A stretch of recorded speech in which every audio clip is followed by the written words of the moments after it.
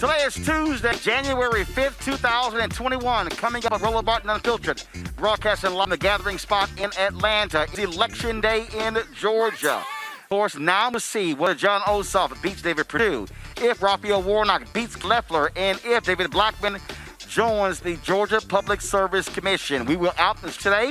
Following Pastor Warnock around, we'll show you what that was like and also talk about all the particulars as it relates to this particular campaign. Washington, D.C., they're bracing for violent protest when Biden's win is announced from crazy MAGA supporter Donald Trump, who can't handle the fact that he lost. Protests also expected in Kenosha, Wisconsin. After today, the D announced no charges against officer who shot Jacob Blake 7 times and paralyzed him from the waist down. Also, we remember author Jerome Dickey, who passed away today at the age of 59. It is time to funk on Martin Unfiltered. Let's go. He's got it. Whatever the miss, he's on it. Whatever it is, he's got the scoop, the fact, the fine. And when it breaks, he's right on time and it's rolling. Best believe he's knowing. Putting it down from sports to news to politics. With entertainment just for kicks, he's rolling. It's on go, y'all. It's Roland Martin, yeah. Rolling with Roland now. He's funk, he's fresh, he's real, the best, you know he's Roland Martin now.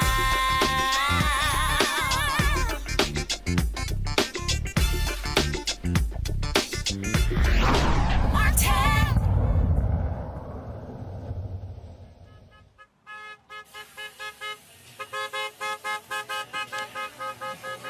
That is Pastor Raphael Warnock, who was on the street corners today, visiting places all across Atlanta, encouraging folks to get out the vote. It is Election Day in the state of Georgia. He wants to become the next United States Senator from Georgia, doing what he can to electrify folks to get them out to vote. The polls close here in Georgia in less than an hour at 7 p.m. Eastern.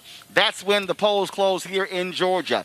It has been a arduous campaign. Of course, Raphael Warnock forced a run against Kelly Loeffler, and then Jon Ossoff a runoff against David Perdue. All eyes are on Georgia as the determination of who will control the United States Senate rests on these two races. If Ossoff and Warnock are able to Republicans Kelly Loeffler and David Perdue, Democrats would control the United States Senate, meaning any tie votes in the United States Senate, Vice President-elect Kamala Harris would break those particular ties. Republicans are desperate to hold on to these seats because they know they can stop the Biden-Harris agenda if they're able to control the United States Senate. Mitch McConnell, the Senate Majority Leader, his PAC has put millions into this. fact, $460 million has spent on ads in Georgia. They have blanketed state television, radio, bill, digital. You watch YouTube or local TV station without seeing ads from all these candidates. And so money from the campaign as well as third-party groups. Speaking of those third-party groups, they have been on the ground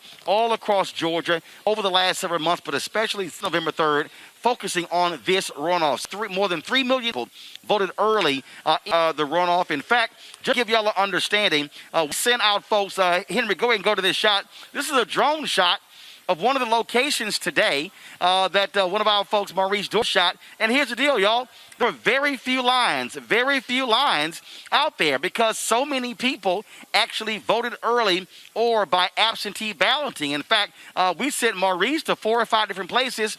That was the best we can actually get. So for the most part, folks, it is a carefree day when it comes to voting. Stacey Abrams, in fact, tweeted early this morning that people were literally 5 minutes in out of locations as a result of so many people voting early. That was a huge by Raphael Warnock and Jon Ossoff to get folks to vote early. They wanted to bank as many votes as possible. And so that's why it was so much energy to that. Also, folks who voted by mail ballot, they were dropping off at locations. They still were in Georgia, where a lot of people did get their absentee ballot. Tyler Perry tweeted that he asked for his on the 12th. They said it was on December 4th. Yet yesterday, January 4th, he still had not received a particular ballot. One of the things that we did, we were going around with Pastor Raphael Warnock as he was stopping in places, talking to people, greeting people, things along those lines. It really was quite the busy day in talking with him. He was, of course, trying to, out there trying to encourage people, because at the end of the day, folks, it's down to who can actually turn out their people. This is a election.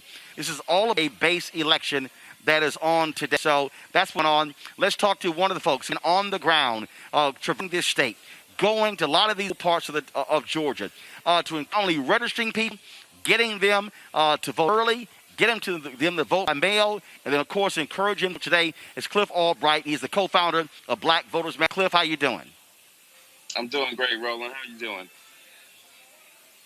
And a lot of folks like you can't wait until tomorrow. That way y'all can just go, whoo, let me take a long sleep. It has been a long haul. This is the last race of this election cycle. Just give me your perspective of what it has been like being out here on this shelf. Really, really along with that, but really the last 2 years after the 2018 midterm elections, y'all took a quick breather, but then y'all went right into planning mode for the 2020 election.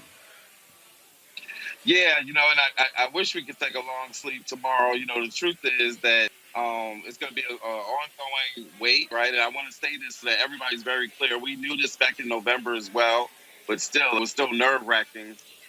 It was still nerve-wracking on the night of the election when those early returns were coming in, and we were like, oh, what's going on? And so I just want to say to everybody off the top, I just want to say to everybody, if you need to wait for all of the vote by mail to come in, it's going to take a couple of days, just like it did last time for Georgia, right?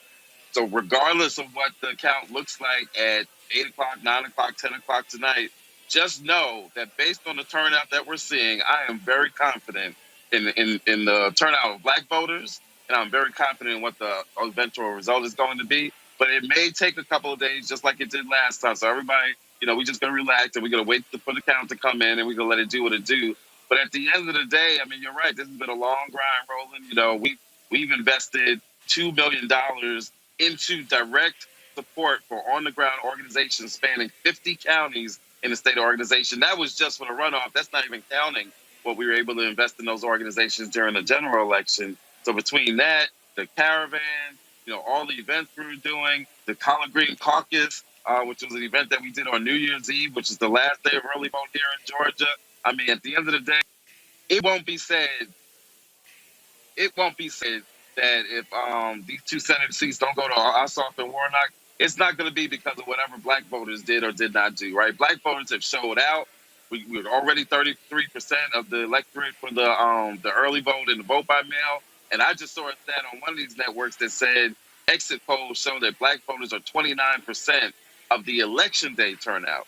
If that's the case, it's a wrap, Roland. If we were 33% of the early vote and 29% on election day, I'm incredibly confident that we make up a percentage of the electorate that will make a victory very likely. On that particular point, when we talk about, again, what we have seen, the thing that y'all have, which I think has been so critically important, y'all really took a out of Ella Baker, out of rights movement, out of Dorothy Cotton, citizenship education with the SCLC. That is reaching people where they are, but also educating them. So many people always kept saying, vote, vote, vote. Folks are like, what the hell am I voting for? But Black Voters Matter really took the time to walk people through, to explain to them what needed to be done and things along those lines. And I think that was a difference maker. And, the innovative thing that y'all have been doing when it comes to collard greens and having food and things along those lines, recognizing where people are meeting them at their need, and then being able to say, now let's engage you in the importance of registering and voting. Yeah, you're exactly right, Roland. That's actually one of the biggest compliments you could ever give us at Black Voters Matter, me and Latasha, pointing out that we are both students of the civil rights movement. We try to use some of the similar tactics and some of the same philosophies. And it was very important to us that, when we do this electoral work, we got to first recognize our folks have been going through hell this past year. We're going through 400 years of it, right? But this year, COVID, racial violence, for which we just got another reminder right? In terms of the latest news regarding Jacob Blank, we've been going through this all year. So we wanted to incorporate, as we always do, we wanted to be able to incorporate some Black joy and some Black culture, right, and some Black love in all of the outreach that we do, and that's what we try to do with our programs, which is to merge. You know, we always talk about a party with a purpose. We try to deal with some real needs, whether it's food insecurity or some other needs. Merge that with the electoral issues, explain and have conversations about those issues, right? Letting people know that there's a George Floyd Act that's been sitting in Congress, letting people know that there's a Voting Rights Act that's been sitting in Congress. We need the Senate to do something about it. Letting people know that in order to get real COVID stimulus relief, that we need to have just today I was telling a group of people about, we arguing over $600 or even a $2,000. I told them there are countries that are giving $2,000 per month. And when we have that conversation, I always get the same reaction. People are like, for real? People are doing that? Like, that can happen? Yeah, that can happen. But we got to have control in the Senate. We got to dictate that discussion. And so when we engage people on these issues and we merge it with some Black joy and Black love and Black culture, incredible things can happen. And that's what's taking place here in Georgia with this election. We talk about the importance of Black voters. Y'all really also have spent enormous time in the South. And again, you go back to what activists on the ground have been saying. If you till the soil, if you do the work, folks are going to respond. Democrats have historically focused on, we simply can. We've lost the South. LBJ said he basically gave the South to the Republicans for a generation because of signing the Rights Act of 1964 and the Voting Rights Act of 1965. But the reality is you got to put in the work. You got to go there. You got to show up. And also show in Georgia, in rural Georgia. That was a great story I saw. We talk about the Black Belt of Alabama. The rural Georgia could be the Black Belt that could flip this state and truly make it a competitive state along the lines of a North Carolina, Virginia. No, you're exactly right. That was our theory of change in Alabama when we got involved there. We turned out Black voters during that 2017 Doug Jones, Roy Moore. You couldn't do that with just Birmingham and Mobile and Montgomery. You had to have the Black Belt of Alabama because collectively that Black Belt basically equals a major city. The same thing applies to Georgia, right? You can't flip Georgia. You can't win Georgia with just Metro Atlanta. You can't even just have Metro Atlanta in places like Savannah and Columbus and Augusta. You've got to have those rural counties that make up everything in between those cities, right? And so when you merge that Georgia Black Belt, which literally spans from the Alabama state line all the way over to the South Carolina state line, when you merge those Black Belt counties in Georgia, you've got a major city. But we don't treat it that way. We treat it like it's a region that just doesn't matter. Like these 1,000 votes here don't matter, and these 5,000 votes here don't matter. But when you add up all of those counties, it would be like ignoring a major city. As we again, polls are closing at 7:00, and then you talked about the importance of patience.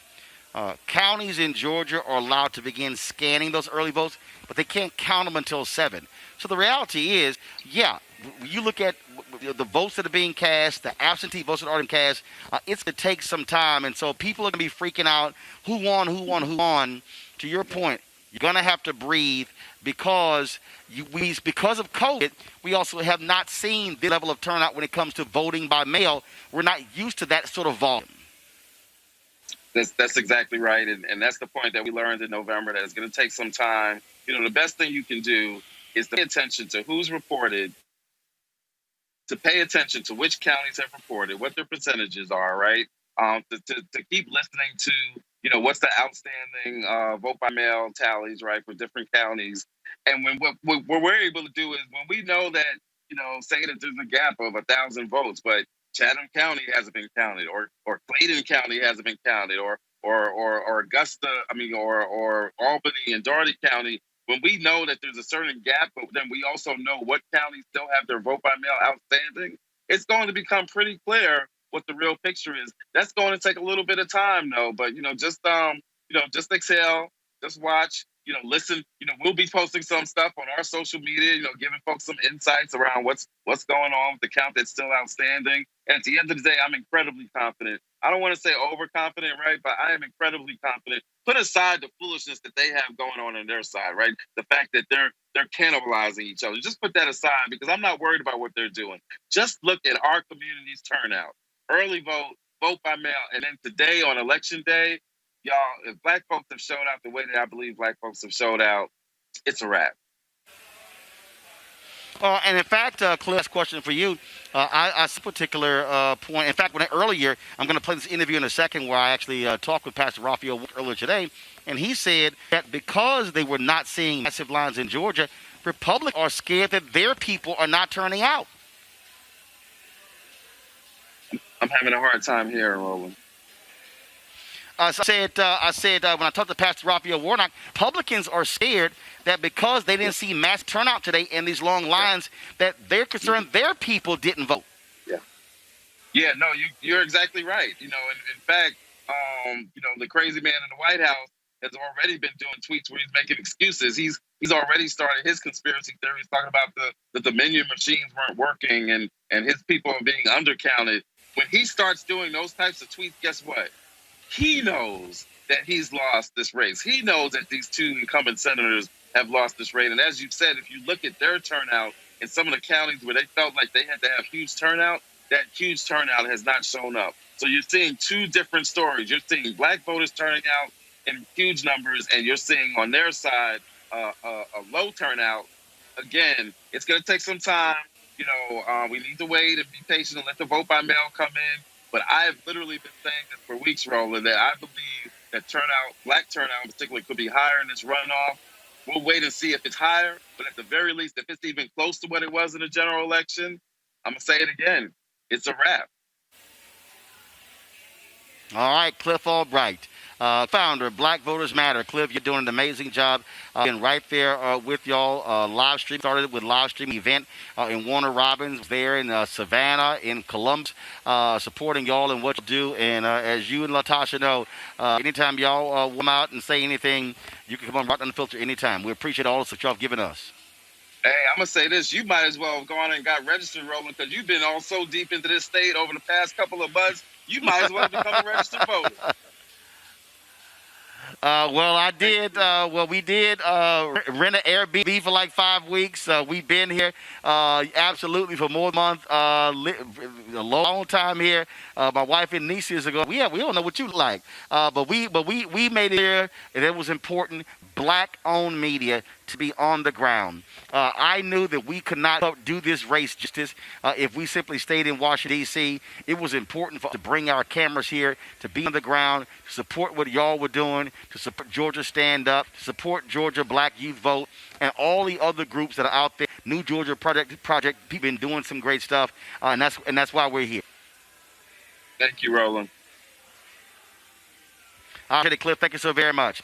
Folks, as I said, it has been quite 5 weeks that we've been on the ground. And earlier today, when he began his day out to Gwinnett, where some of his supporters were canvassing, going door to door, to have a little chat with him as he was looking at this mural.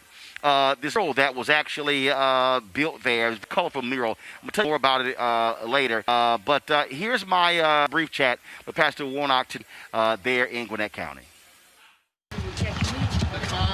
4 Black Baptist churches, and they call this area Baptist Camp. It talks about the Black hospital. So first time seeing this? Yeah, I never heard. Well, across here, Eden Lodge, which is also a lot of the members who are part of the lodge over here, and it's Prince Hall Lodge, which is right over there. Oh, okay. Yeah. Yeah, One day. Are you a Mason? Yep. Okay. You got to join in. And an Alpha Ambulance. I don't know about I'm trying to figure. Well, first of all, you need to step out there. That's an Alpha man. I'm an Alpha man, and I'm in the Boule. Got it. I never did the Mason thing. Feel good about today? I hear you. I do. I hear you. I mean, I think what we need is try to get out for there, people to keep their foot on the accelerator. He'll do us out there. You know, that complacency, which, is the only enemy that we've got to push back. We can bring some up. I get a little worried you know, that as people hear about the record turnout, that they might think their vote doesn't count. Their vote absolutely matters. I saw a tweet from Stacy saying that because so many people voted early, supposed to be able to get in and out in 5 minutes or so. Yeah, I was just watching a report on MSNBC, and they were saying that they're not seeing the turnout that they thought they might see, which is actually a bigger problem for the other side. Mm-hmm. Because you had, 5 million or so who voted on November 3rd, and you already crossed 3 million early. And when we talked, you said that was the whole point. You wanted to bank as many votes as possible. That's right. So we saw record voter turnout, both early in-person voting and vote by mail. And we just need the folks who didn't vote early to show up today. And the folks who did to tell the other folks to go and vote. But yeah, things are looking good. As long as we don't let off the accelerator. Don't stop until the last poll closes. Don't stop. All right, we'll see you at the next one. Don't stop, won't stop. All right, Fred. All right. Folks, as we have been talking about, although Atlanta may be Georgia's most populated city, 60% of Georgia lives in the metro Atlanta. The reality is, rural voters in the state, they decided to win many statewide elections. And when Andrew Young, when he for statewide office governor, it was the rural parts of Georgia where he did not do so well. Joining us right now is outside of Atlanta, Brad Bates, Georgia Public Broadcasting, Reverend James Woodall, president of the Georgia NAACP. Reverend James Woodall first. Reverend, particular point about rural Georgia. I was discussing that with Albright. How important is it, and what has the NAACP been doing when it comes to moving people, targeting people, activating people in Albany, Columbus, Athens, Warner Robins, Macon, Savannah, all of these other places in these smaller areas where African Americans make up a significant number, as Cliff said, put them together with the other areas, they present a substantial block. Roland, and thank you for having me. You know, when you look at rural Georgia, majority of Georgians do not live in Metro Atlanta, right? They live outside of that corridor. And so when you talk about engaging voters, particularly African-American voters all throughout the state, you can't ignore the voter suppression that continues to be. You can't ignore the poverty, you can't ignore the environmental issues that are happening. So when we engage voters, we engage with them through the issues, but also addressing their circumstances then and there. Creativity that organizations that partner with all the time, like Black Voters Matter, has been amazing in this entire election cycle. And folks have been excited to participate, even though they're a little fatigued and tired of us texting and calling and knocking on their door. They understand what's at stake. And so they've been willing participants and have had, great spirits in this entire process. And so we all wanted to ensure that they had all the resources that they need to show up for this election, to ensure that voter intimidation did not take place, to ensure that organizations like the Georgia NAACP and Black Voters Matter, they were not being told they can't engage with those, which we have seen folks like the Georgia Secretary of State try to tell us that we can't do those kind of things. And so we've been very vigilant, working behind the scenes this particular runoff election, trying to ensure that election is protected and our voters are able to actually show up to vote. The NAACP has raised a significant amount of money since the death of back in May, George Floyd. And they've been investing. They've been investing. Then talk about Arbery, talk about Breonna Taylor. They've been investing. What did the NAACP invest in Georgia and get out the vote when it comes to putting folks on the ground, canvassing as well?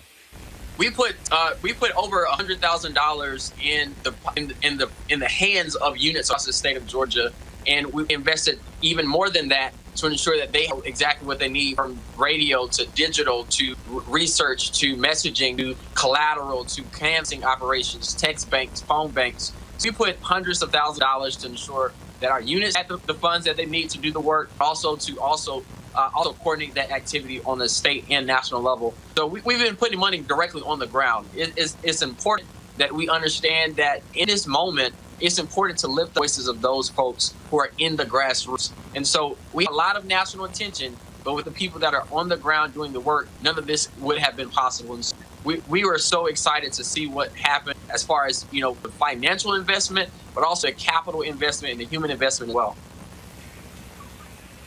And one of the things, obviously, that people want to see what happens if their candidates But I always say, even if your candidate may lose, if John Ossoff and Raphael Warnock lose, the reality is, David Perdue, black people are still constituents, and we must address and respond to the needs of black people in this state. For sure, and we've seen time and time again that we don't organize for candidates. We're organizing around issues, particularly as a non-profitization. We don't endorse candidates. However, we do engage the issues and hold candidates accountable. And Koffler and David Perdue have been very, very clear as to where they stand as it relates to the African American community. As they parade around with Nazis and white supremacists and white nationalists, they're making a statement very clearly as to who their allegiance lies with, and it's not us. So we will organize against them every single time. If they win this election, we're going to organize against them again to ensure that they don't turn. But I hope that the people of Georgia, their voices are going to be a resounding heck no, and reject that kind of fallacy, which is not based in any truth, and let them know that there's no place for that kind of activity. Let's talk about the fact that you were on a task force with the Secretary of State, and as a result of his actions, you quit that. Republicans have been focused on voter suppression. This Secretary of State, even with his fight battles with Donald Trump, this man really threatened activists, saying they could be charged with felony if they pass water and food to people standing in line. Republicans in this state are already saying if they are going to get rid of the laws that made it easy for folks to vote, they want massive voter suppression in Georgia because they're angry they lost. Can't win the ballot box, therefore they would rather cheat. It's hypocrisy, and that's why I resigned. No, when you have a Secretary of State on one hand is saying the voters of Georgia have determined that they want to elect Biden as his next president, and we should respect that. And then you celebrate that during this election for the runoff, we hadn't had long lines for election day and for the runoff early voting period. But then simultaneously talk about, well, we have an upcoming legislative session that begins on Monday, and say you want to reduce early voting days, and they also want to cut early locations, and then simultaneously you want to say we're going to cut no excuse absentee voting, which, by the way, we're still in public health pandemic. You can't say you want to improve elections and talk about how you are a leader in the nation for free, safe, and secure elections, but then simultaneously do the very things that would undermine that status. It's just hypocrisy to me, and I cannot continue to work in good spirit and good faith with people who continue to lie to people of Georgia. We're going to continue that work of advocating on behalf of Georgia voters, not partisans, not political parties, not elected officials, but Georgia voters. And we're going to continue to do that work with so many of our amazing partners each and every day. All right, and we certainly appreciate the work to do. Reverend James Woodall, President of the Georgia NAACP, thank you so very much. Thank you, sir. All right, let's begin our panel today, folks. Francis, he's with the Fairless Society. Candace Kelly, legal analyst, and Robert Patillo, director, Rainbow Push Coalition, Peachtree Street Project. I'll start with Robert. Your sense of this race. Polls are closing literally in 3 minutes across Georgia. You heard what Cliff say about black turnout. Republicans are concerned they did not get massive turnout as well. Your thoughts? Well, it's interesting. Just piggybacking on what Reverend Woodall said, and also what Black Lives Matter said, what we've been doing with Rainbow Push is going throughout the state to trying to do a 159 county tour with our 1,000 churches to motivate people outside of the metro area, because people so often think that every election is just Atlanta.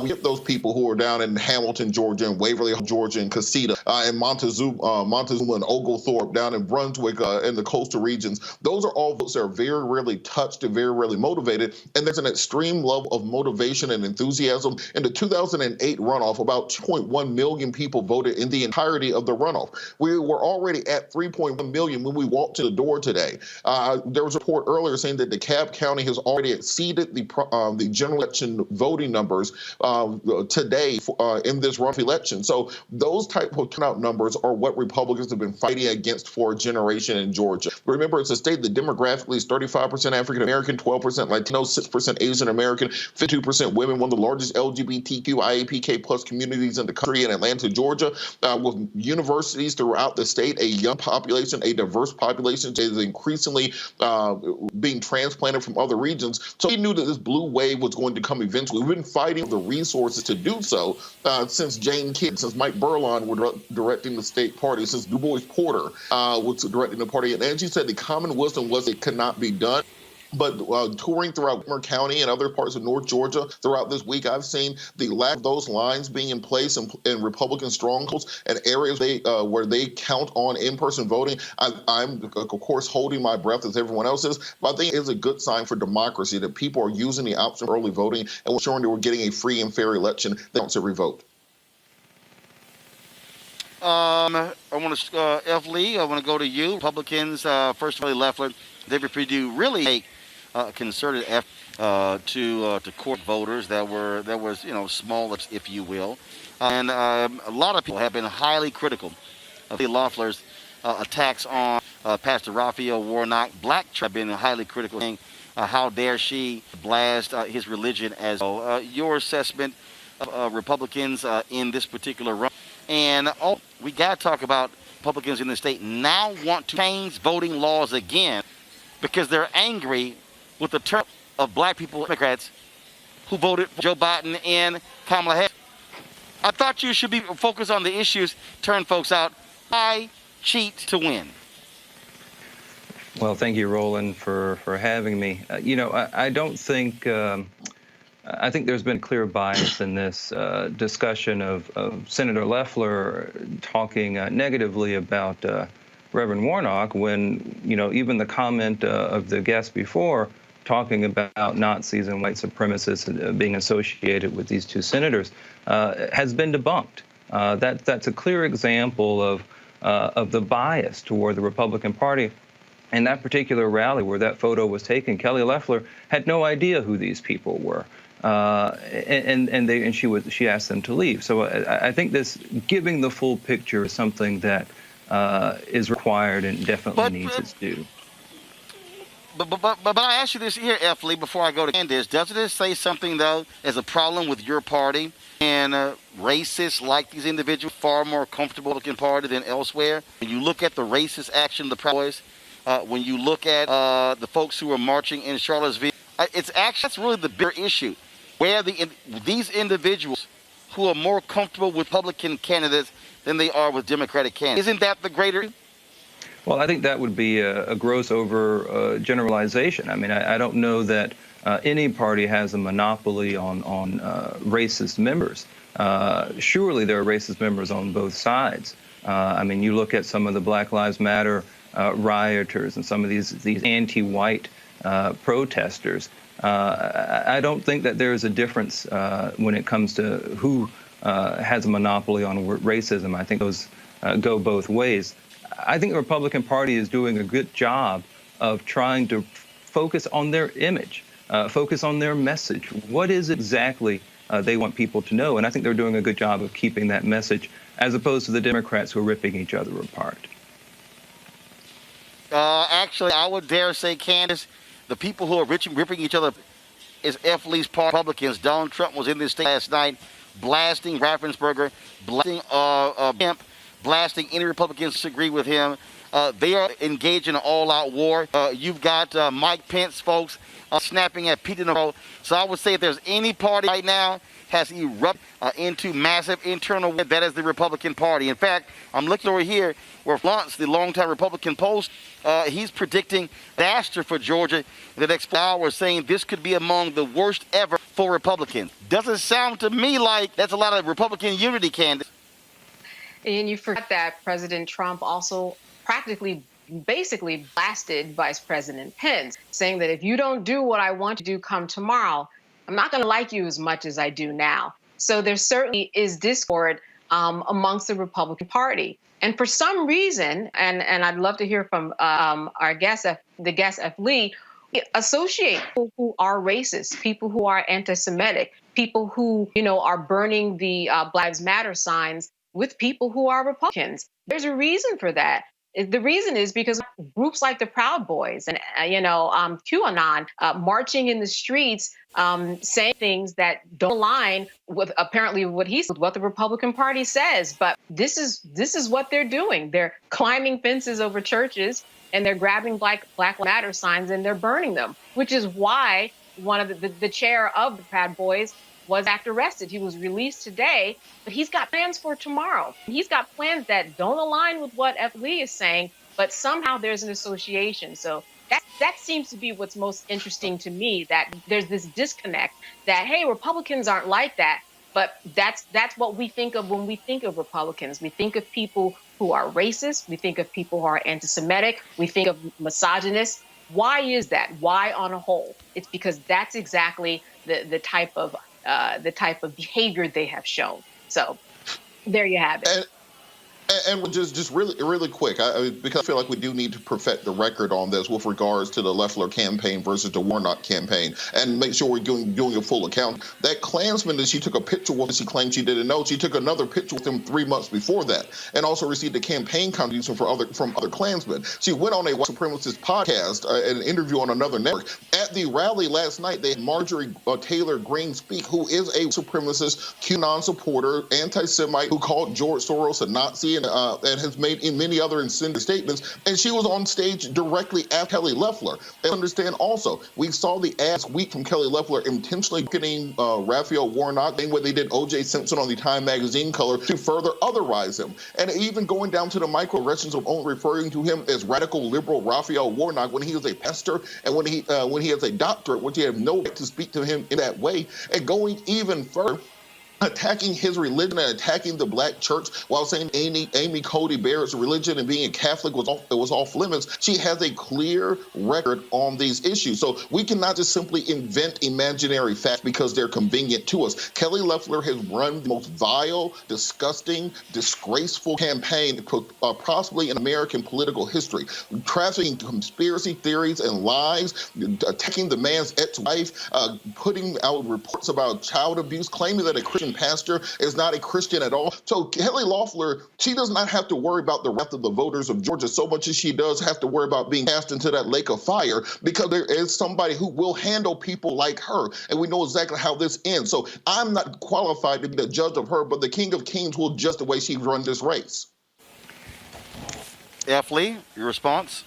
I think a lot of the comments are based in reality. You know, she didn't release anything about child abuse or attacking his ex-wife. These are things that happen. On that. She gave these are things on these it are last things that week. happen. You cannot invent your own facts because they're inconvenient for you. You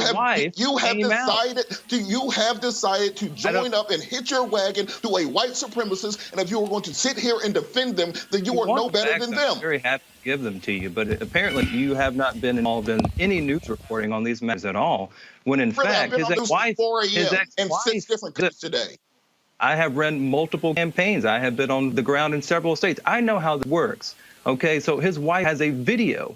There's a police statement. He was arrested for obstruction of these child at the camp. The camp closed. So somehow you missed all of those. One second. Hold on.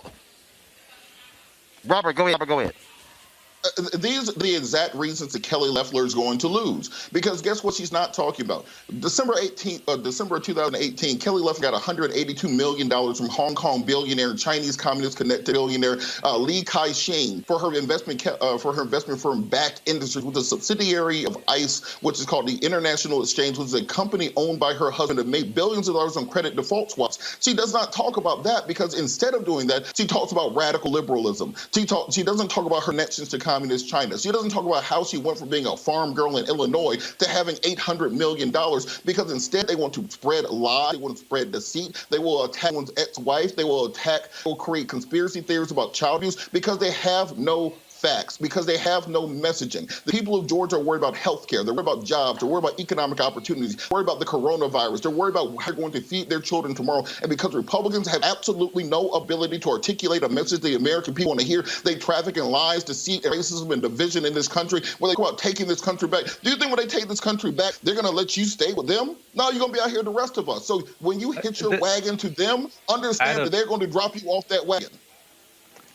I think you can make claims about Republicans and racists, but that's the only thing that I've heard from you. In fact, Kelly Loeffler did attack Reverend Warnock's wife. He did.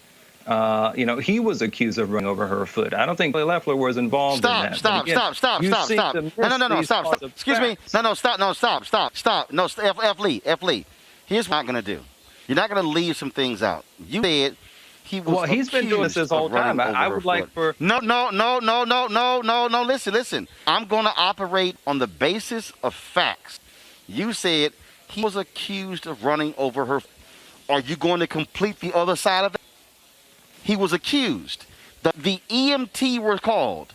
They discovered there were no bruises on her feet. She was not injured at all. So she hit the accusation he ran over her foot. Yet the police and the EMT looked at her foot. No toes were crushed. No toes were bruised. Not even a slight mark was on her foot. That means the allegation had no merit because there was nothing to actually show it happened. Now you can continue. That's not entirely, that you don't to be run over and someone's foot run over. You may not have a bruise. I've had this happen personally. Are you crazy? I've had this happen personally. I think we can talk about what happened. Lee, wait a minute. You're trying to tell me that if a woman's was run over by a car, that there would be no... Really? Oh, come on, bro. Again, I think we can try and create whatever we want, but I think the fact is, having had my foot run over, I didn't have a bruise. I didn't have anything at first glance. So I think, again, just to discount something without even mentioning it, as the other side just refused to even acknowledge that it happened. I think what the Republican Party is doing on the whole, they have a clear message. I think the Democrats are the ones struggling to come up with cohesive comments or even an understanding of what they believe in. If $2,000 monthly check, that's funny. Well, it's true. Wait a minute. What are we talking about? $2,000 monthly check? Your guy Trump, it was his idea. He wants it. Josh Hawley wants it. So how can you put that on Democrats when Republicans want it? Mitch McConnell's the one who's blocking it. I think this is what Republicans want. Republicans, like everyone else, regardless of if you're Republican or Democrat, we want states to open up. We want people to go back to work. These checks aren't necessary. People can just go back to the jobs that they once had. And the Democratic-led states refuse to open these states. Candace, help me out here. Candace, help me out here. Is F. Lee, does he think we're literally Trump, Republican, Hawley, the senator from Missouri, numerous Republicans support $2,000 check. What the hell is it about? Candace, go ahead. There are many people who support this idea of a $2,000 check. There are also many people who support the idea of making sure that people actually get what they need in terms of the states in order to make sure that those vaccines get to the people and that they're not sitting in some refrigerator and not actually getting injected into the people. The problem is that there is no plan. There has been no plan. And that is why we are in the situation that we are in. And that's the confusion that we're talking about right now. There is confusion. The confusion came when Trump is trying to, had lunch today with Vice President Pence to try to convince him to do something tomorrow, try to convince him to exert a power that he doesn't even have based upon the Constitution. There is confusion when there were over 2,000 polls that were open today, and you didn't have lines the way that you saw because they expected Republicans to come out and they did not. So there's confusion because Republicans are wondering what happened? What did we do wrong? I'm speaking to a friend of mine who lives in Georgia, and Roland, I'm sure that you've seen this too. They are hard-hitting and have been for years to make sure that this vote gets out. If you have a mailbox and you live in the Atlanta, Georgia area, you would get 6 or 7 pamphlets every day. You would get phone calls. You would get people telling you, make sure that you go out and vote. That's the confusion. And I think that that's the problem that F. Lee has right now. You don't have much of a leg to stand on because now that the polls have closed, we need to count the votes. And we're not talking about just one day. In about 3 days, we're going to see what happens. And I think that Republicans are shaking, and that's confusing them. And Roland, just F. Lee, real let me quick. ask you. Go ahead. Well, that's the thing. Kelly Loeffler spent hundreds of millions of dollars on commercials in this state right now. F. Lee cannot tell us what she does for a living, what her job is, what her career is, where she got $800 million from. She's been no money, because we were talking about issues. What is her foreign policy agenda? What does she believe about tariffs against the Chinese government? What is her position on the International Monetary Fund? What is her position on mass management and the ability to stop the virus? They don't have position because all they've done is attack and lie. And just the fact that they rope us into conversations about what did and did not happen between a man and his ex-wife a year ago versus talking about the $800 million that Kelly Loeffler has, or the $182 million she got from the communist Chinese government, or the money they got from credit default swaps in 2008, while most of us were in the midst of a financial catastrophe, a financial collapse, a decade-long recession. Her and her husband, Jeff Spetzer, who also owns the New York Stock Exchange, made billions of dollars. How can she vote on issues of Wall Street regulations while her husband owns Wall Street? Literally, she's not bought and paid for by Wall Street. She owns Wall Street. So until we can have these real conversations, that's why Republicans will continue to lose, because they can no longer just manufacture facts. The same people who are telling us to just believe Kelly Loeffler told us to drink bleach and use sunlight to get rid of the virus. I'm surprised you didn't stop him off there, Roland. I don't think he said to drink bleach. Okay, we'll let that one slide.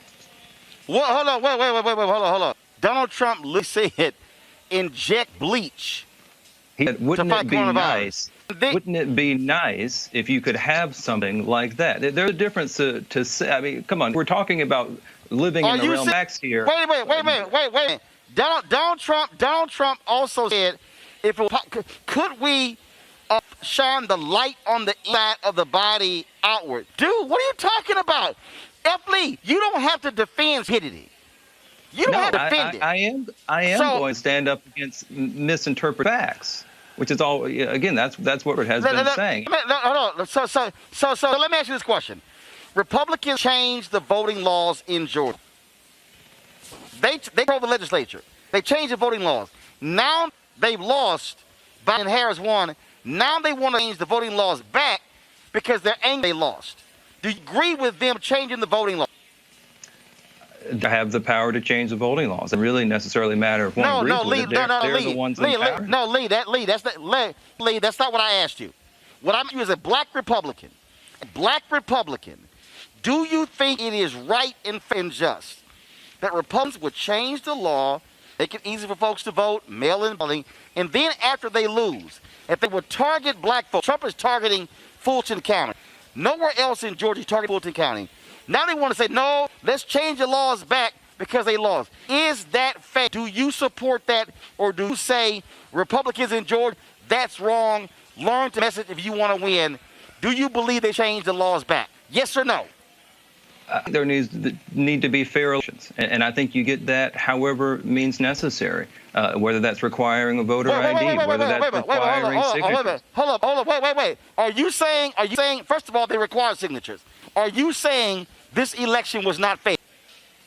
I'm saying that there is always the potential for fraud to happen. There's always the potential. No. First of all, Lee, you have the potential to have an afro. Me and you no longer have the potential to have an afro. I'm not talking about potential. I'm asking you, was this a fair election? Yes or no? I think that's something that's still being litigated. I think it's clear that Joe Biden has won. They have lost. How is it being litigated when they've lost in 60 different courts? Well, that's the point. It's being litigated. There are cases still going on. Oh, my God. Just because they have not won doesn't mean there isn't a credible argument here. Well, the credibility there is no credible argument. Candace, go ahead. The credibility that you're lacking shows up in the non-evidence, and that's the problem. There have been about 60 cases all the way up to the United States Supreme Court, which is the law of the land. Once they've spoken, that's the end. But the beat goes on, and people still keep trying to make their case. But along the way, we haven't seen the evidence. That's the problem. We have heard from federal judges that have been appointed by Republican parties who have said the exact same thing. We have seen lawsuits that have been frivolous to a point where even Mike Pence filed a 14-page response when governor tried to file a lawsuit to try to persuade him to change the election.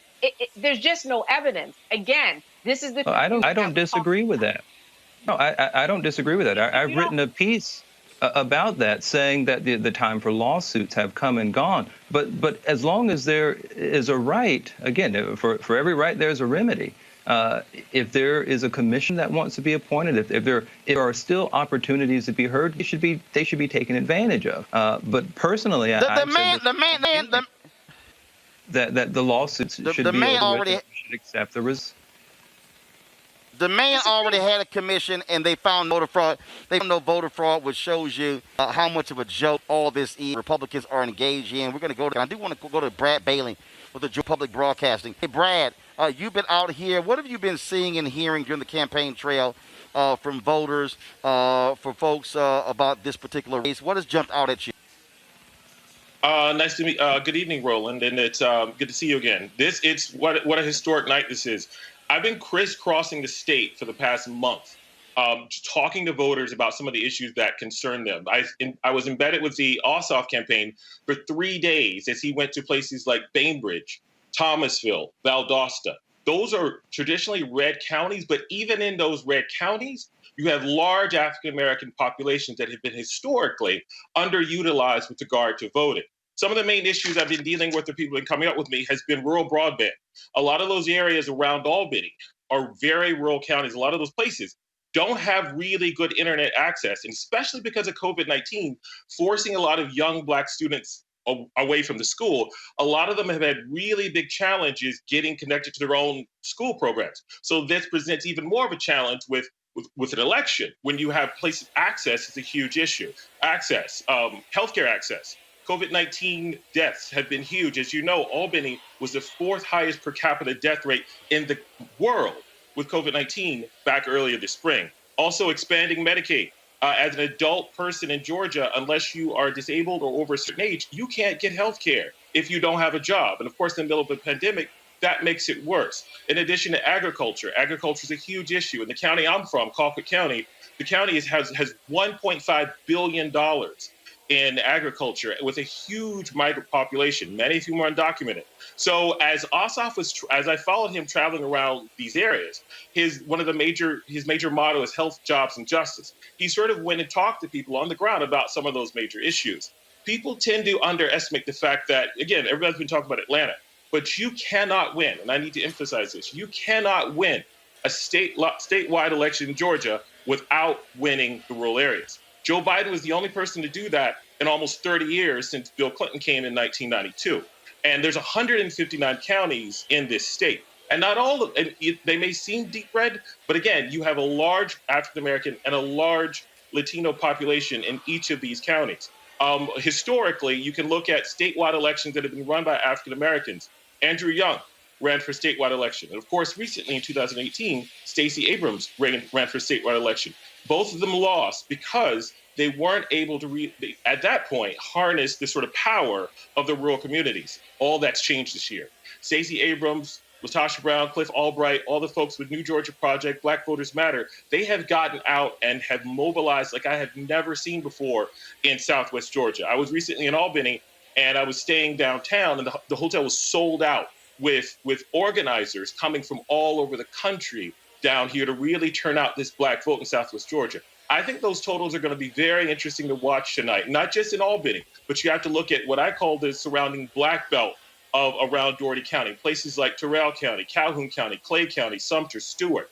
Those areas in the general election range from 52 to 59% in favor of Joe Biden against Donald Trump. What's of interest is right north of Albany is Lee County. Lee County has turned out is traditionally red, actually. And it's interesting because they border each other. And a lot of people think that's because of white flight from Albany, from Dougherty County, historically that moved over the years. But up in Lee County, it's 71% in favor of Donald Trump for the general election. Those areas are going to be really interesting to watch tonight as those totals come in. Not only, of course, the major Atlantic counties like Clayton, DeKalb, Fulton, and of course the suburban ones like Cobb and Gwinnett. You really do got to look at places like around the Albany Black Belt, in addition to, of course, Columbus, Macon, Richmond County, which is Augusta, and of course Chatham County, which is Savannah. And as you know, I've seen you travel yourself to Savannah. So Chatham, both candidates, Democratic candidates, have deluged Savannah. A lot of people have went down there. So I'm really going to, tonight, if people are looking at those results, they really need to look at those Chatham County results to see what's going on.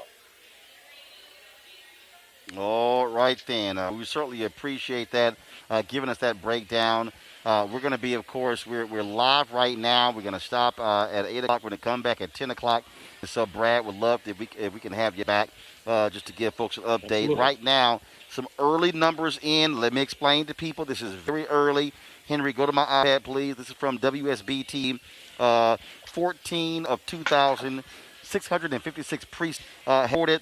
Raphael Warnock, you see the vote total there, C2, out of a total 5,000 votes. Ossoff, 64-35 for David Perdue.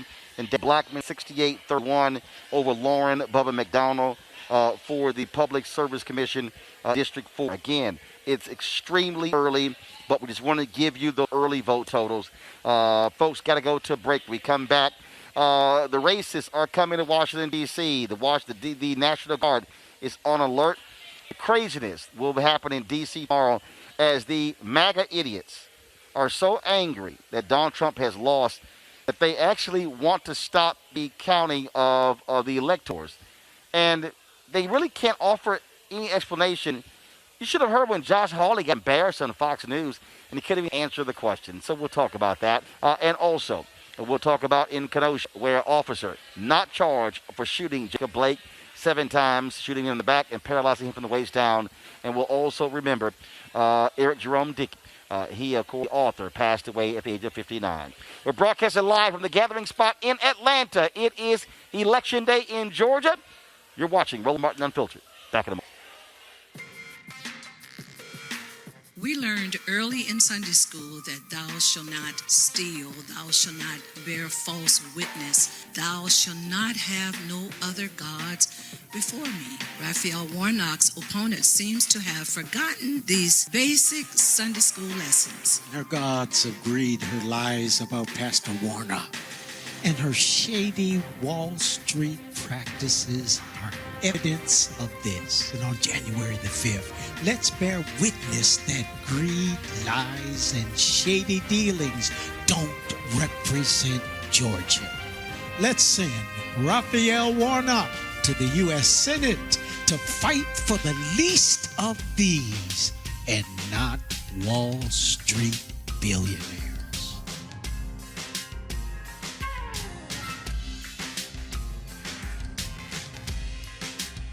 Young people who have just registered to vote, people who have been in the streets protesting and about to do the greatest protest of all, which is to have their voice heard through the vote.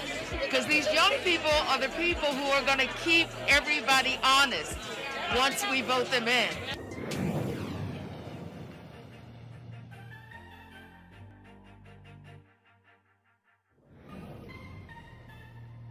If your vote didn't matter, you wouldn't have so many people trying so hard to stop you from voting. There is some value there. But even when you talk about that people are not paying attention to your issues, I can't pay attention to your issues if I don't even know you there. And the only reason people are going to know you there is when you show up to the polls and vote. That's when that power manifests itself. But as long as you stay home, as long as you're making excuses, then guess what? You will always experience these issues that we're experiencing today. And another thing, don't get caught up in candidates, right? There's no such thing as a perfect candidate, but you should be going to vote for the most important person, and that is you and the one you love. You talk about you'll fight for the one you love. You're willing to die for the one you love. You need to ask yourself, are you willing to vote for the one you love?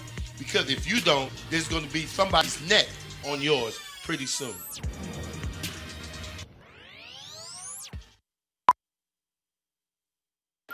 And I come to ask you to go all out. Just see what a power you can be. Let us march on ballot boxes. And that is to go out to vote. For this is the way we are going to straighten up the South and the nation. Let us march on ballot boxes until men and women will no longer walk the streets in search for jobs that do not exist. Walk together, children. Don't you get weary.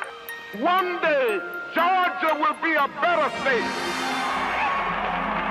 This is our Georgia, where the ordinary accomplished the extraordinary, and a new American story was written. This is our Georgia. We don't wait for change. We are the change. We keep climbing to the mountaintop and always set another seat at the table of brotherhood. This is our Georgia. We honor the sacrifices of the past, carry their work forward. Because democracy doesn't stand still. It must be protected, fought for, practiced every day.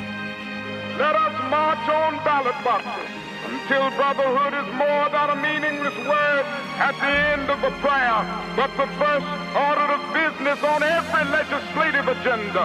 Let us march on ballot boxes. Every voice counts. Every vote counts. Every voice must be heard. must be heard. Este es mi futuro. This is my future. This is my Georgia. This is my Georgia. This is my Georgia. This is my Georgia. How about you? ¿Y tú? Are you in? Are you in?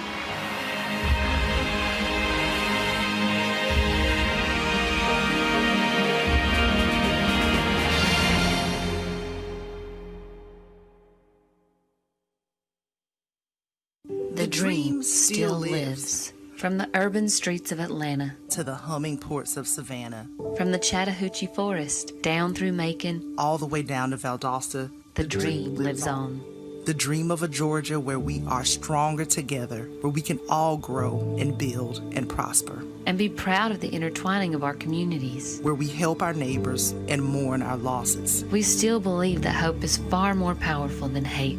Georgia just voted out the politics of hate, bigotry, and anger. And chose the clear path for better lives for all Georgians. Not just the filthy rich, not just the privileged few. For whom party matters more than Providence. No. The dream is very much alive in Georgia. Because an outstretched hand is always better than a clenched fist. Believe in the dream. Use your vote on January 5th. For Georgia. For America.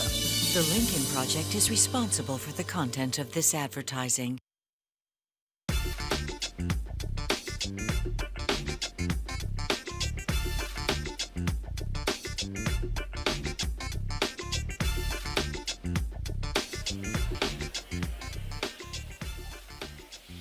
All right, folks, National Guard, they have been deployed to Washington, D.C. ahead of the pro-Trump protests for tomorrow to quell any violence that could end the city. Trump supporters are protesting tomorrow, seeking to bolster Trump's baseless claims of widespread voter fraud. Washington's chief of police, Mayor of D.C., Muriel Bowser, have issued warnings against firearms to protest, saying doing so is illegal. They have also asked people not to other protesters to avoid any violence. And these pro-Trump come as a newly sworn in on Wednesday to recount and ratify electoral, which is the final step before President Joe Biden is into office on January 20th. Yet you have all of these Republicans, led by the Lincoln Project called the Jim Crow Call. The folks in the United Senate, Josh Hawley and others, say that they're going to protest that. And in fact, Kelly Loeffler said that she will not vote to certify the electors. Here's the problem. Kelly Loeffler, y'all, sent United States Senator. She hasn't been sworn to the new Congress. So she actually didn't get to do this. Just so y'all know that. And so we're seeing all this drama play out right before our very eyes when it comes to what's happening. Because I want to go to you. The reality is this here. These Republicans have no leg to stand on. These folks, Ted Cruz and others, they all are sucking up to Donald Trump. Ron Johnson knows this is a lie. Knows this is BS. Now they're like, oh no, we're not going to move forward. And then these idiots are literally running around trying to claim that Donald Trump still has a path to victory. He doesn't. There is no path. They're delusional. And all they're doing are stirring up these idiots and sucking it up because they really think in their minds that there's a shot that he can stay in the White House. He gave Ollie last night. The man lied so much in the rap. And the people who back his lies, like Daniel just said, I'm not even going to tweet because he lied so much. This pure stuck on stupid. And the problem is, it's these crazy, strange white folks in the Republican Party who cannot handle the fact that their leader is going to get his butt thrown out on January 20th. Roland, this is their last-ditch effort tomorrow that is basically inconsequential. As you said, there is no path for Donald Trump to win this election.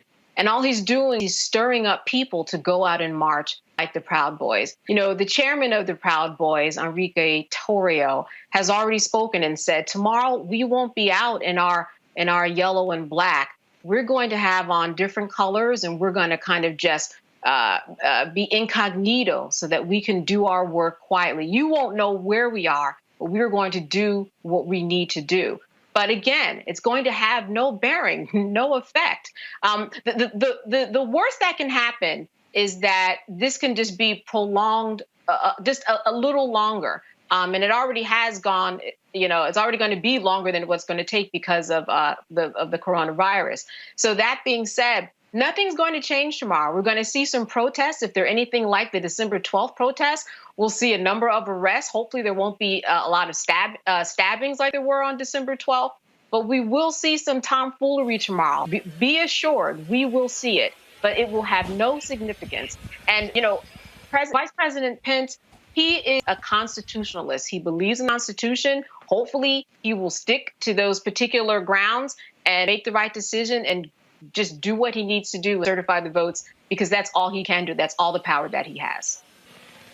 Well, actually, Chuck Grass said that he probably have to do that because Pence likely isn't going to show up. I do want to play this. This is Josh Hawley of Missouri, an actual former prosecutor, on Fox News, and can answer just basic questions from Brett Baer. I want to put this, and Leah, I want you to respond. So the Supreme Court didn't take up that case either. They did not quit case the Supreme Court. We've seen courts across the deal not only with not funding of different cases, but also the evidence, and some of them Trump judges. I just want to down on what you're trying to do. You know, are you trying to say that as of January 20th, that President Trump will be president? Well, Brett, that depends on what happens on day. I mean, this is why we have the debate. No, it doesn't. I mean, the state by the Constitution say they certify election. They did certify. By the Constitution, Congress doesn't have the right to overturn the nation, at least as most read it. What is directed under the 12th Amendment to count electoral votes. There's a statute that dates back to the 19th century that says the right to object, right to be heard, and there's also a certification process. That's from 1876, and it's right. the Tilden case in which there were three that did not certify their electors. So have to come up with this commission that eventually negotiated a grand bargain. But none of the states have set their elections as of the 14th, so it doesn't institutional ways for to Congress to overturn that, does it? Well, no, I'm talking about the statute, Brett. There's a statute that governs what Congress does, January the 6th, and it's that we have a vote of certification. We have the opportunity to debate the results, to certify, we count them, and then we certify. And my point is, my only opportunity during this to raise an opinion and to be heard. I don't have state lawsuits. I'm not a computer anymore. I used to be, but I'm not anymore. I can't investigate claims of voter fraud, but I do have responsibility in this Congress to either say I have a problem with it or I do have a problem. And my constituents expect me, and they're right, I have a problem. Don't you ever say to tell them that it's not going to President Trump as of January as well? Well, Brett, Lee, really? Is this a joke, Lee? I mean, are you embarrassed by what Republicans are doing in the House and the Senate? Well, you know, Roland, I've long said, even from the last time I was on, was that Trump had no path to re-election. It just was not something that was in the cards for him. And, you know, the act I think that Senator Hawley's referring to is the Electoral Count Act of 1887, which came after the debacle of 1876 with Tilden and Hayes. And so Brett Baer was right, where there was a commission and they negotiated who would be in power. But let's be clear, tomorrow it's a symbolic vote. This is a message to his constituents, as he said, which again, as a representative of his people, you know, he's entitled to do that. And he's also correct that the Electoral Act of 1887 does dictate the processes, the modes, kind of how the certification works. But at the end of the day, this isn't going anywhere. And I do think that it should be put to bed. So you think Donald Trump sound like an idiot? Yes, talking about that we can veto the results of the certification and he can remain as president. He literally said that last. You know, I'm an originalist, and I believe in looking at the Constitution as it was originally understood. But this is not, you know, look at what Ben Sass would say. You know, this is not something that is more than just rhetoric. At the end of the day, this is just a campaign message that there really isn't any teeth behind it. But it's dangerous, Robert. What we're seeing is absolutely dangerous. These people do not care about the Constitution. They care about power. Absolutely correct. I think we cannot continue to downplay what is happening right now. This is a full-blown assault on our constitutional democracy. This is an assault on Western civilization and the norms that we have created. And you have enablers, people like many of these 12 senators who are going to object. Ku Klux Kelly Loeffler, David Perdue also said he's going to object. The 140 House members. What they're putting America into is a constitutional crisis. And let's get to that, the Hayes-Tilden Compromise of 1876. Because what came out of the Hayes-Tilden Compromise of 1876, they negotiated away Reconstruction. That is what ended Reconstruction and removed federal troops from the South with the Posse Comitatus. And that is how we ended up with the Ku Klux Klan and 100 years of Jim Crow. So this idea that we're going to simply throw it to the Congress and see what they can negotiate out can be very deleterious to the future of the American people, and particularly to African Americans. So we have to stop indulging them. What Donald Trump is doing is raising an army. He has said that he can shoot somebody on Fifth Avenue and not lose a single vote. What we've actually found out is he can allow 350,000 people to die and actually gain 2 million votes. So a very dangerous place in American politics. And if Republicans had any class, if Republicans had any dignity, if Republicans believed in being statesmen at all, believed that, remember when they used to carry the pocket Constitution with them during the Obama administration to pretend they cared about the Constitution? If they believed in that in even a shred, they would stand up to this. But they're willing to see the American Constitution destroyed by one man simply in order to have tax cuts and to maintain and to be able to continue funding their corporate lobbyists. That's why we have to nip this in the bud, put these people out. And I think this is why it's very important that after this is all over, to prosecute the individuals involved. The people who are signing on to this should not be seated in the next Congress. They should be charged with sedition, and we should prosecute them to the first extent of the law, because if you don't nip this in the bud, that's how you end up in another 1876 situation.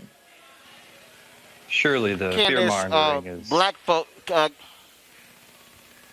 ahead. No, I'm just, you know, I'm stunned by and kind of dumbed by the fear-mongering going on here, because, you know, to say that this is a constitutional crisis is clearly outside of reality. They obviously don't have to do this. They're not going to do this, so I'm not really sure what the crisis is. It sounds like it's one that's more manufactured than one based in fact. Well, the fact is that Candace, here's the people. No, wait. Robert, hold on a second. Candace, go ahead. I was saying the fact is that the Constitution is being questioned. The powers in the Constitution are being questioned. And so that's why there is this question of the democracy and whether or not we're chopping up what's expected of somebody in a democratic society. And this is not it. Lee, for you to act like this is no big deal, Lee, is this not dangerous? What they're doing, is this not dangerous? Every day in our society, the Supreme Court looks at whether or not a provision in the Constitution stands against a statute, against a city ordinance, against anything. So to say that the Constitution isn't always challenged or isn't, you know, or that this somehow is different, that's just not true. Do I think that we need to move on from this? Do I think that, you know, that this really is a paper tiger? Absolutely. I think we can go overboard and try and say we're going to go back to 1876 prior to Reconstruction. I think that's just no fact there at all. It's also surprising to me how, you know, cities are compelled to bring the National Guard in for Trump supporters, but they wouldn't do it during the Black Lives Matter riot. Again, this is a clear example of the bias towards Republicans and Trump supporters. Stop. First of all, that's a lie. The reality is the Wisconsin governor... excuse me.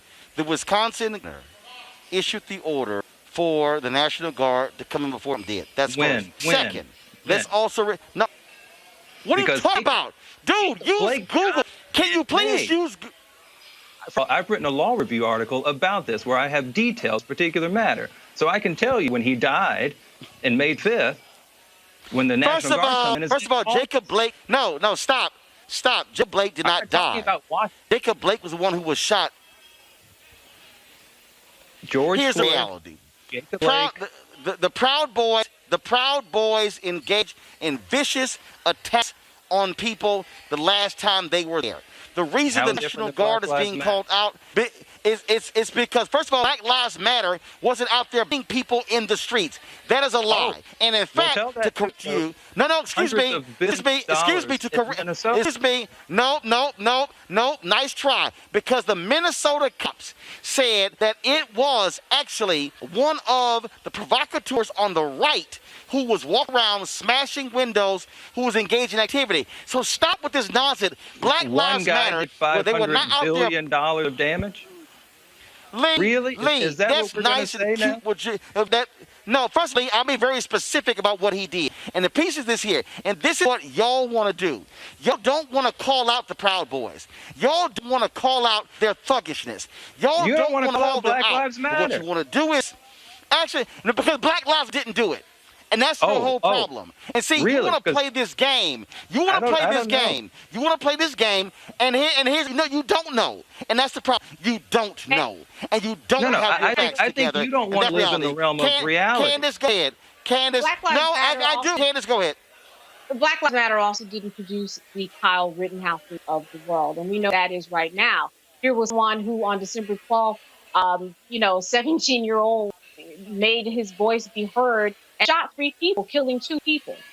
So he's got 5 felony counts against him. And remember, too, that December 12th, there were several people who were stabbed, 3 people who were arrested. So this isn't something that's unprecedented to say that that tomorrow is going to be a mess, a crazy mess of people who are going to go out and have their way and have their say in spite of what the law has prescribed for them, because we've seen it happen already. I mean, think about Kyle Rittenhouse and what he did. What moved him to drive from another state to come to that rally and shoot 3 people and stand out in the middle of the street with nobody saying anything, even after he was able to walk around with his gun. So these are the type of things. Those aren't the facts, though. That's not what happened. He ended up because a car dealer suffered $1.5 million worth of damage the night before. He came to defend that place. So when he's shooting people, Wait, Lee. So you're saying that he came to defend them. He had no interest in the car dealership.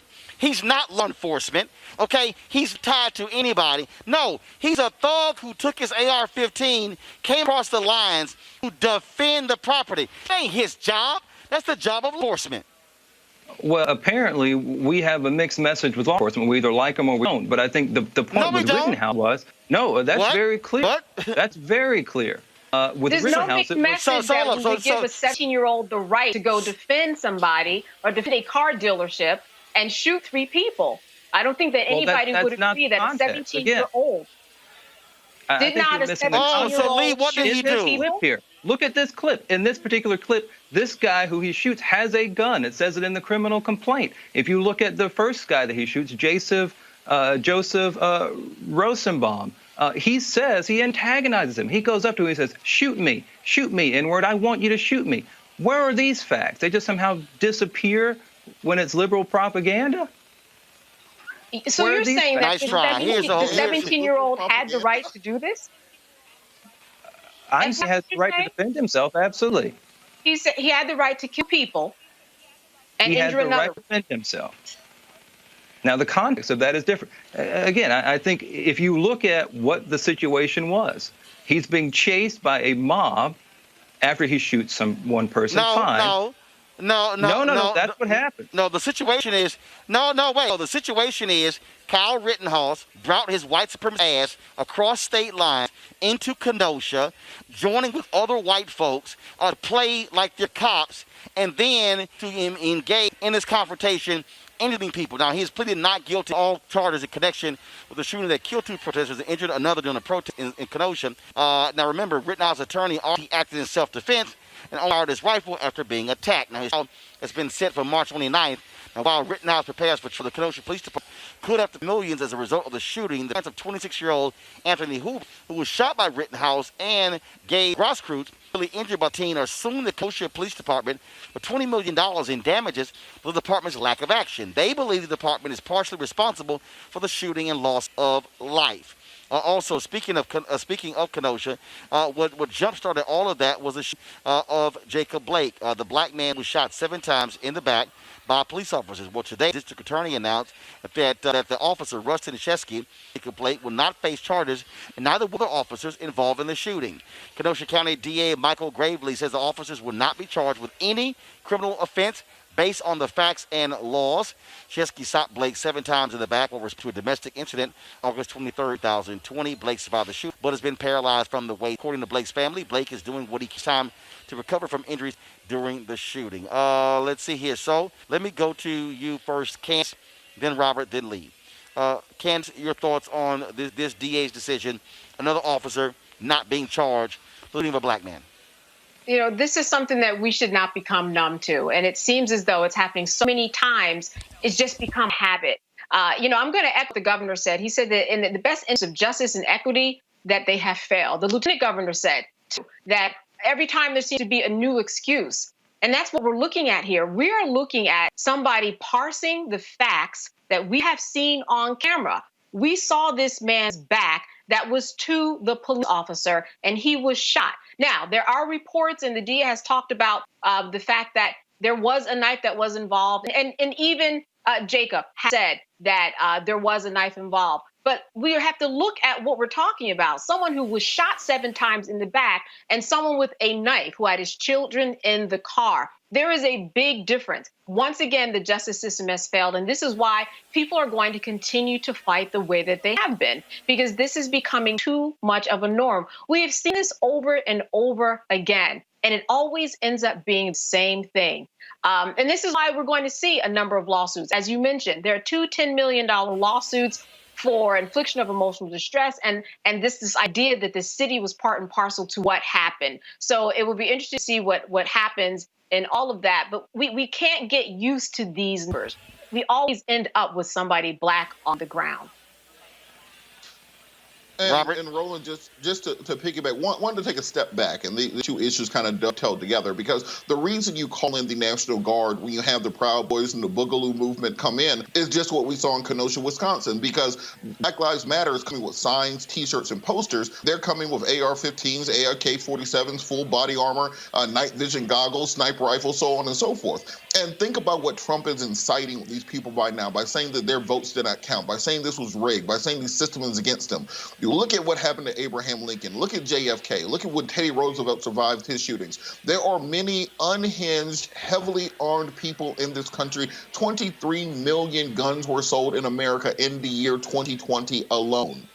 So when you motivate these people and tell them that their rights are being taken away, you're defending America, you're bringing back and saving the nation as they are claiming, you endanger the very democracy that we're sitting on. We cannot downplay that. And on this Blake point, this is why it's so important in these 2 Senate seats, because what we saw during the Civil Rights Movement, whether it was Emmett Till, whether it was Medgar Evers, that you have to have federal intervention that can step in when local law enforcement fails. We have to have better protections against police brutality, and we need federal legislation that has an across-the-board standard, a nationwide standard, so whether you're in Kenosha, if you're in Kansas, or if you're in Kentucky, the same rules apply. And right now we have a Justice Department that was headed by Bill Barr, that was headed by that evil little racist elf that they had there that one time before that, where they have no interest actually in investigating and prosecuting acts of racial brutality against African Americans. That has to change in the next administration. That's why it's so important to win these 2 Senate seats.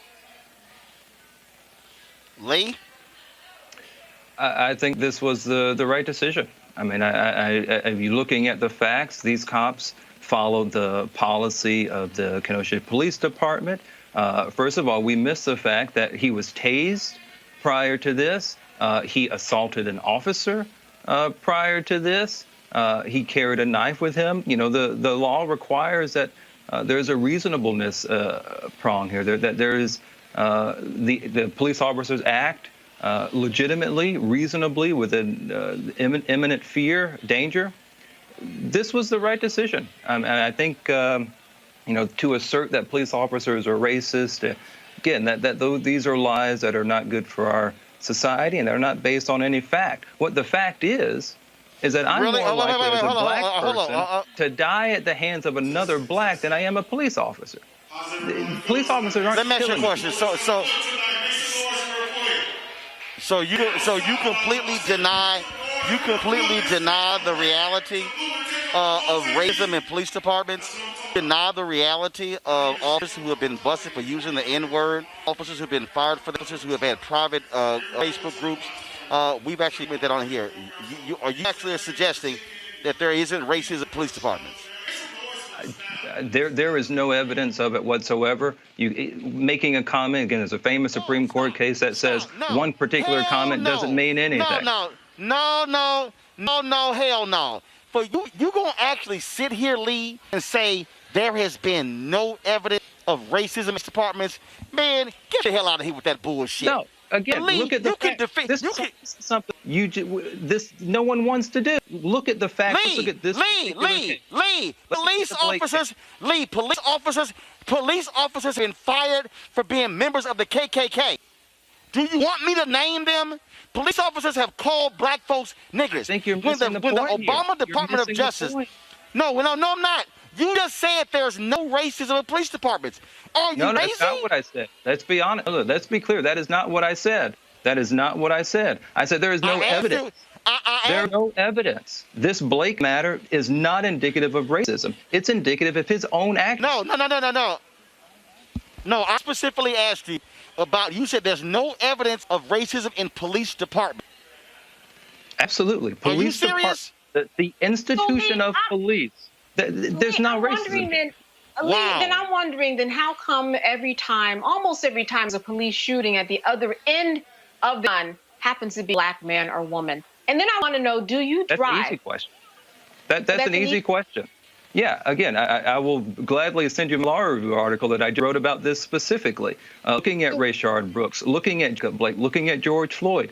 Within the confines of the law, they did not violate any Fourth Amendment right against searches and seizures. There was no violence here that went above what was reasonable. For example, okay, so yes, I do drive. The other thing about that is we have to look at the actions of these people. It's not fair to assert that black people are dying at tremendous numbers. It's not true. Look at the Washington Post survey from the last 5 years that they keep from 2015 to 2020. 126 in that time out of the tens of millions of police encounters.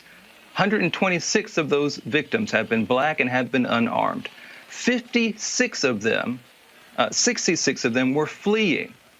Now, under common law standards, under the law prior to what we have today, you could be shot. That would justify the use of force. So let's not disguise the somebody running away from you. This is how we get the reasonableness standard. Again, Scott v. Harris, this is how we get this case. Is even if they are fleeing, if the manner is reasonable, it is not a violation of the law. You know, there have been some police officers who have lost their jobs as a result of their improper decisions resulted in the death or harming of people of color. So that very much contradicts what you have, in that somebody thought that they were wrong. There are people who have been accused of wrongdoing, and the process has gone through. It didn't happen today with Jacob Blake. But when we look at the facts and parse them, we see that some people who are held to a standard and they are wrong, which is why they have lost their jobs. But I think we need to be clear on the facts here, because that's not Lee, wait. So Lee, let me ask you this here. So we did it on the show. Go to my iPad, Henry. Look at this here. To protect and slur inside hate groups on Facebook, police officers trade racist memes, conspiracy theories, and Islamophobia. They discovered this is a fraction. Police officers in St. Louis, Philadelphia, all around the country who were on these groups, where they were literally engaging in racism, and you say there's no racism in police departments in America. Really? That's not what I said. Again, I think you've got to if you're going to say what I said, say it right, because that's not what I said. I said there has not been evidence of it. I'm not talking about one person. Again, we had the South Carolina shooting. Clearly, that was wrong, of course. But we're talking about George Floyd, how can you say Jacob there's Blake. Those are not the cases. No. How can you say there's no evidence of racism in police departments when I just presented you with evidence? That's not evidence. Comments. Again, there are Supreme Court cases that talk about this. Same comment. There was no. So you mean tell me So wait a minute. You mean tell me in Louisiana where they fired a cop for being a member of the KKK, that ain't racism? No, I think people can be racist, absolutely. But to say that an institution is racist is not founded on any evidence at all. This is beyond laughable. Robert, go ahead, Robert. Robert, final comment. This is just nonsense. Robert, go ahead. Look, Roland, you don't have to like just facts. Look, Roland, this is the thing. You know me. I come on all the time. I'm pro-life. I'm pro-gun. I'm from rural Georgia. I believe in many conservative values, low taxes, personal responsibility, self-determination. This is why I can never be Republican. Because despite believing in many of the same values, the fact that they make you buy into this cult mentality. You know, Kyle Rittenhouse can murder 2 people and he's innocent. But if Blake is walking to his car, then he deserves to get shot in the back. Donald Trump can say that law enforcement is unfair during the Russia probe, that the FBI, the DOJ are all against it. But Ahmaud Arbery and George Floyd, they deserve to get shot because you can trust law enforcement in those situations. What we are seeing in America is a battle between reality and this weird right-wing fantasy world that they exist in, and it's just not appealing to the majority of Americans. That is why. And then if you talk about evidence, in the last 30 years, Republicans have won the popular vote one time. That was in 2004. Every other election, they've won on the Electoral College and on technicalities because the American people do not believe in the crap that the Republican Party is selling. As long as they try to make us believe things that are abjectly contrary to the facts on the ground and what we see before us, they will never be able to win again. That's why they're trying to steal these elections. That is why they're talking about voter fraud. That is why they're all gathering in Washington, D.C. tomorrow to try to see if they can overturn the will of the people, because the people no longer believe them, no longer want them in power, and they need to find any way to hang on that they can. The same thing that happened in apartheid South Africa during desegregation, same thing that happened in Kosovo, Serbia during the Milosevic regime, where we see a dying party with dying ideals that can no longer garner the will of the people and have the consent of the government under the social contract. They decide to find other ways to win, and that's what Republicans are doing currently. Clearly not true. Lee? Clearly. Clearly. Look at the fact that the Republicans have come back in full force in these congressional races. We've won Senate challenges that we weren't expected to win. I think, obviously, the Republican Party is going strong. I think we are the party of requiring the rule of law to be abided by. We say to people like George Floyd and Jacob Blake, you know what, these events are unfortunate, but this is because of racism. This is not because of any negative animus from police officers. This is because of individuals acting the way that they did. Lee, you live in a beautiful parallel universe, and I'd like to address so I can experience it myself. There is no way that you can look at a situation like Ahmaud Arbery, who was simply jogging for a neighborhood and was gunned down. I'm not talking about that. I'm talking about George Floyd. Down by 3 white men and videotaped it, only to find out later that exchanged racial slurs via text and other means. And then, I disagree with that at all. I don't. But were they police officers? No, they weren't. They were not police officers. So he was a former police officer. Doesn't matter. That's a separate issue. A separate issue between policing and individual citizens. Excuse me. It is not separate. In fact, one of them had worked with the district attorney's office. That's right. And one of the reasons why they were released at the scene was because of that relationship with the police department. 5 days ago, Birmingham Mayor Randall Woodford. But it's a different story. Right. So let me do here. Okay, all right. Well, that's just nonsense. But what? That's just nonsense. Folks, 5 days Birmingham Mayor Randall Woodford announced that he had tested positive for coronavirus. Yesterday, Birmingham made this announcement on Twitter. Mayor Randall Woodford was admitted to a hospital tonight to address symptoms connected with pneumonia, according to his doctor. Mayor Woodford's excellent care, resting comfortably. He remains in good and thanks everyone for their wishes. Woodford lost his grandmother to the virus a few days before his announcement. Also, remember the life and legacy of bestsellers Eric Jerome Dickey. Dickey Sunday in Los Angeles after a bad long illness. He was 59 years old. Aspiring actor and comic who started writing in his mid. He's best known for his novel Sister, Naughty or Nice, and his Gideon crime fiction series. Today, many took to social media to pay tribute to Dick and remember him as a literary legend. He is survived by his daughters. Folks, we are in Georgia. Of course, the polls have been closed for a little more than an hour. And we have been traveling, of course, over this state for the past 5 weeks. Today, we were on the campaign trail as well as Pastor Raphael Warnock and John Ossoff were visiting various folks. I wanted to play with you some of the comments that we, of course, encountered earlier of individuals sharing their thoughts about this election and actually what it means. Go ahead, Henry, take it away. Hey, we definitely need to get out and support them. I'm actually the chief financial officer for ATU, which is a transit union. So this means a lot, not just only to those constituents that may be in the community, but it's a huge factor for labor workers. So, and I think this will be a tremendous victory for everybody across the country. It's a lot riding on it. I do want to give a shout out to my brothers from Kappa Alpha Psi Incorporated. The best to do it before and the best to do it after. But we definitely need all the brothers to come out today and vote. Tell your community to vote. Tell your family and friends to vote. We need everybody at the polls. Choose wisely. Look at your future. Look at what's going to be the best for those who you hold deep and near to you. And other than that, take care today. Be safe. Participate. Vote. All right, we appreciate it. Thanks a bunch. All right. All right, we're going to go over here. Hey, how y'all doing?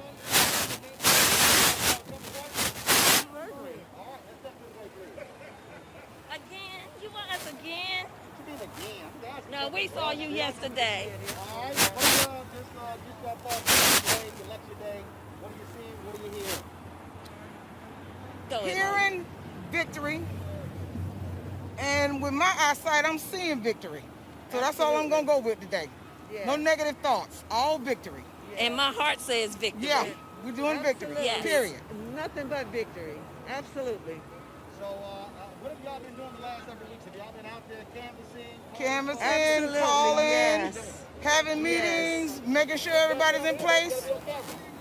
Making sure As Georgia Federation of Teachers, we've been going into the areas where the fruit has been left on the table, where votes are hard to get.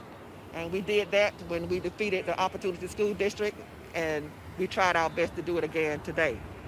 If there is a rock to be turned over, we have not seen that rock, hadn't come in contact with it, and we're just glad that we've had people canvassing. We still have them canvassing out in the West Georgia area, all down in the Savannah area, on the outskirts of that, all in the South Georgia area. We're calling people all the way until the polls close, and our friends are out there trying to help 501c3s especially understand what the issues are in this election and what's at stake. So we're going to work, and we're going to continue to work. We're going to work after this election also. And that's what we've been doing. All right, how about y'all? What have y'all been doing specifically? Phone calls, lit dropping, conversations with people on the street, praying, all of the above. I just made sure they did all those things. Yes. I just made sure they did the lit drops, phone calls. Everybody was in. Everybody was doing what they're supposed to do. Yes. Yes. Yes, she was, for sure. Yep. Okay. Well, when you're doing all that in them shoes, because you got enough bling bling with those shoes on. Really? I mean, you want everybody to know you were here, huh? Absolutely. Hey, I ain't mad. You can. And the world, we expect to win this thing. We put the work in, and we want to thank everybody in Georgia and outside of Georgia Yes. for all of the help and the prayers and the help. Labor and everybody, all the churches, everybody, for helping us now elect people of integrity. It's not about red or blue. It's about doing what's true and what's right. All right. I'm gonna ask this brother here last question. How you doing, Doc? I'm doing good. How about yourself? All good. Just your thoughts about today, election day. Oh, it's in the bag. It's a done deal. You think so? I know so. Because we've been out here hitting these streets, making phone calls, texting.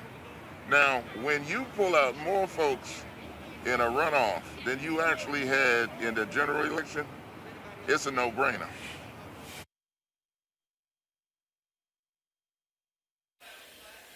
What kind of, you talk about the work that y'all been doing. We've been. What were you hearing? What was the feeling you were getting from people out there after the third? Encouraging. I know I've done hundreds of phone calls and got people to not only just vote, but take 2 more folks, so we tripled the vote.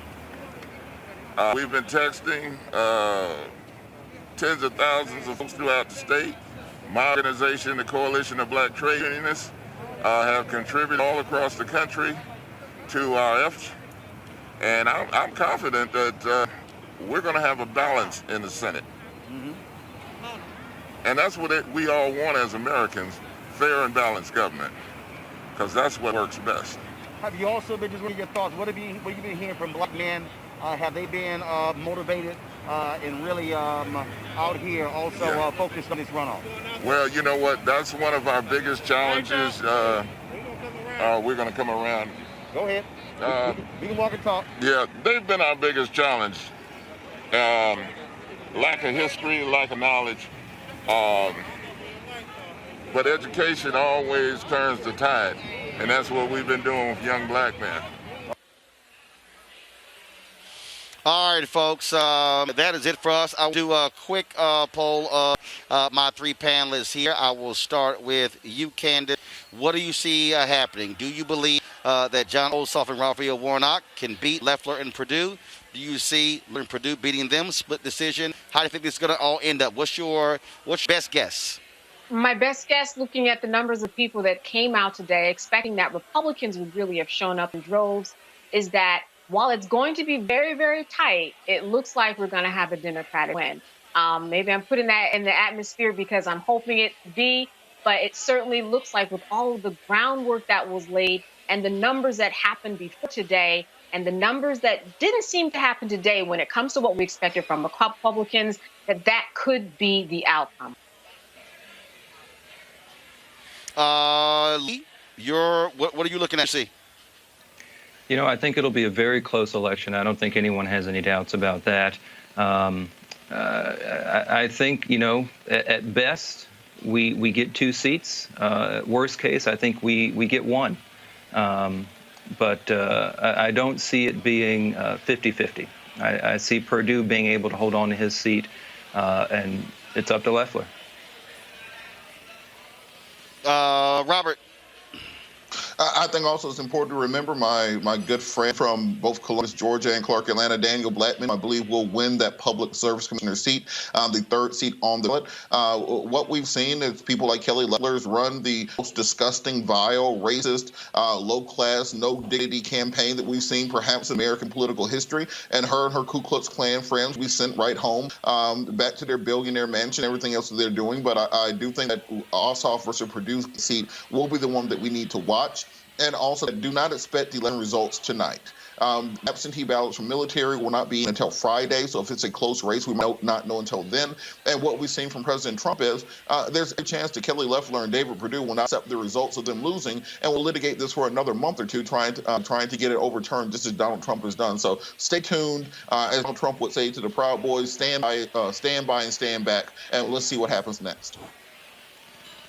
All right, folks, here we go to my iPad. These are the latest numbers before we sign off. 1,273,629 votes are in. Raphael Warnock has 656,807. Kelly Loeffler 616,276, 5148. That's 220 out of 2,656 precincts, representing 8.28% of the vote. It does say precinct totals do not include outstanding absentee votes. Jon Ossoff is at 51.49 to Purdue's 48.51. 1.3 million votes are in there. 223 precincts. Daniel Blackman has a narrow lead, 50.68 to 49.32 against Lauren Bubba McDonald. Folks, that is it for us right now. We're going to return later tonight for an election update live from the gathering spot here in Atlanta. Yes, we're practicing social distancing, got our mask on. When we get off the air, I'm going to have my double mask, put my goggles on, full protection, gloves, you name it. That's y'all know how we roll. Let me thank my panel, Rob, Lee, as well as Candace. Thank you so very much. I appreciate all of y'all for being on the show today. Folks, we are being here, and we thank all of you for your support. Those of you who are members of our Bring the Funk fan club, those of you who are watching on YouTube, more than 9,000 people watching us live. Y'all were watching us earlier today as well. We thank you for that. Please support what we do. Please join our Bring the Funk fan club. What we ask is $50 for the course of the year, $4.19 a month, 13 cents a day. You can join our membership right there on Facebook or YouTube, or you can join directly with us by going to RolandMartinUnfiltered.com. Cash App is down RM Unfiltered. PayPal.me/RM Unfiltered. Venmo.com is com/RM Unfiltered. Zaylen at RolandSMartin.com. Also send a money to New Vision Media. NU Vision Media, 25 West 400, Washington, D.C., 2000. Folks, thank you so very much. Your dollars really mean something to us. We got plans in 2021 to cover the St. Louis mayor's race, to cover the Virginia governor's race. We're going to be all across this country. I told y'all we in the Ro-Ro Mobile. We, of course, in that as well. Let me show y'all this photo here. My man Jason Johnson decided to come on by and join us today. He came by one of the stops with us, and he popped on by. Y'all see Jason on MSNBC. He's been on all my shows as well. Henry, you can go ahead and go to my iPad hold on a second. I'm gonna pull this photo up of Jason somewhere around here. Where is it? So y'all can actually see the photo of me and him in the Ro-Ro Mobile as we have been, again, traveling around this country. It has been, around this state. We have been extremely busy covering this race. We're going to be here for the duration. We're going to be here for the duration, folks, and so I made that perfectly clear. And so we're going to be here. Robert said military ballots not coming back, not counting until Friday. We're going to be here through Saturday getting the results of this race. And so we'll come back in a couple of hours to give you the update here from Georgia. Thank you so very much. Folks, I will see y'all in a couple of hours. Holler!